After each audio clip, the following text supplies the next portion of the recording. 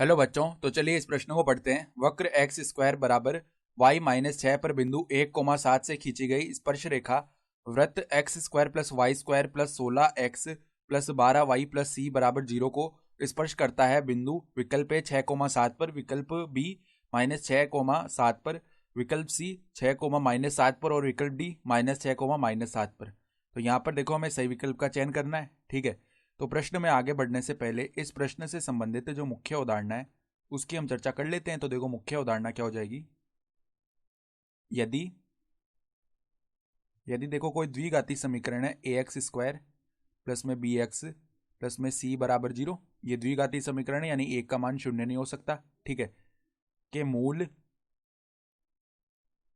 मूल एल्फा व बीटा हैं।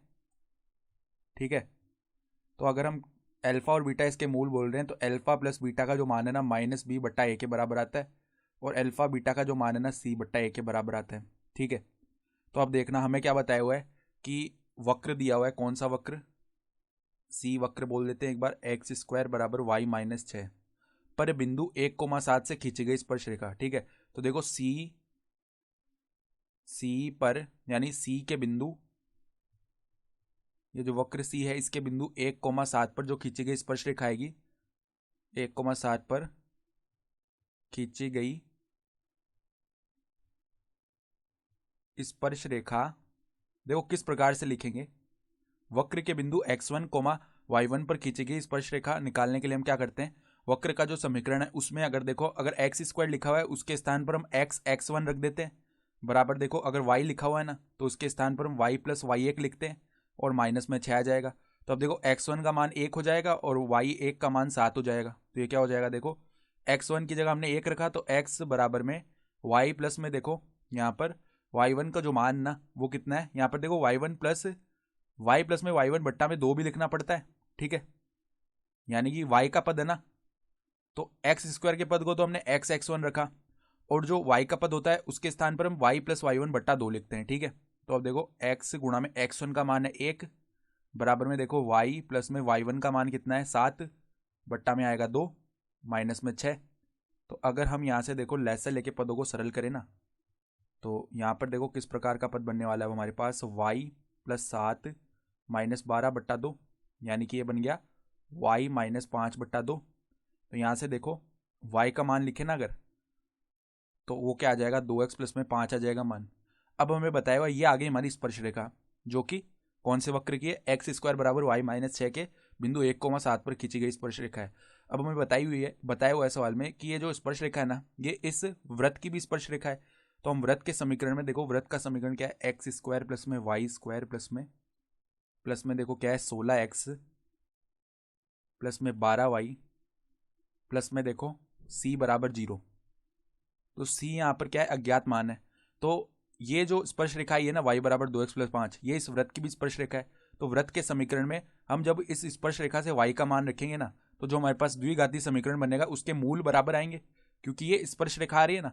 तो स्पर्श रेखा जब हम रखते हैं ना समीकरण में वक्र के, तो वहां से जो मूल मिलते हैं वो हमें बराबर मूल मिलते हैं। ठीक है, तो एक्स स्क्वायर प्लस में देखो यहाँ पर 2x प्लस 5 इसका स्क्वायर प्लस में 16x प्लस में 12 गुणा में 2x प्लस 5 प्लस में c बराबर में 0। तो यहाँ से ये जो द्विघाती समीकरण बन रहा है ना, अब इसके बराबर मूल आएंगे। एक्स स्क्वायर प्लस में देखो हल कर लेते हैं, तो 4x स्क्वायर प्लस में 25, ठीक है, प्लस में आ जाएगा 20x।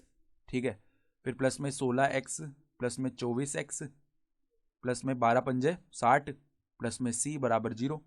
तो देखो ये बन गया हमारा x square plus 4x square, यानी कि 5x स्क्वायर।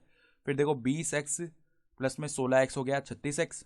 ठीक है, 36x प्लस में कितना कर रहे हैं हम, 36x प्लस में 24x कर रहे हैं।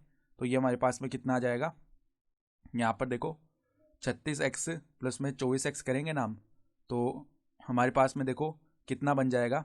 यहाँ पर देखो 36 और 24 को जोड़ेंगे ना, तो 6 4 10, फिर यहाँ पे 4 5 6 यानी कि 60 बनने वाला है। ठीक है, तो प्लस में आ जाएगा 60x, फिर देखो 25 ये रहा, और यहाँ पर हमारे पास क्या है 60 है, तो 60 प्लस 25 हो गया 75 प्लस में c बराबर में 0।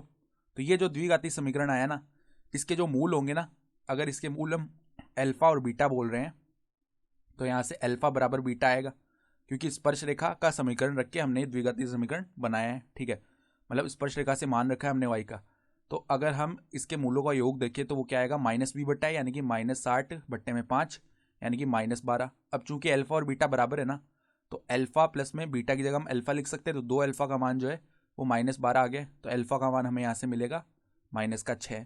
यानी कि इसको स्पर्श करने के लिए अल्फा का मान, यानी इसका जो एक मूल आएगा ना, इसके मूल x, x जो आ रहे हैं, तो वो मूल हमारे पास -6, -6 आ जाएंगे। तो एक बिंदु तो हमें मिल चुका है, यानी ये x का मान हो गया। ये x का मान हम उठाकर जो स्पर्श रेखा का समीकरण है उसमें रख देते हैं। तो 2 गुणा में x का मान कितना है, -6 प्लस में 5, तो ये कितना आ जाएगा, -12 प्लस में 5, तो ये कितना आ गया, -7। यानी कि ये स्पर्श रेखा है ना, इस वृत्त को किस बिंदु पर स्पर्श करेगी, देखो x निर्देशांक तो आया हमारा -6 और y निर्देशांक आ गया -7। ठीक है, तो अगर हम विकल्प देखें ना, तो हमारा विकल्प डी जो है वो सही विकल्प आ जाएगा। ठीक है, तो आशा करता हूँ कि आपको ये प्रश्न समझ में आया होगा। धन्यवाद।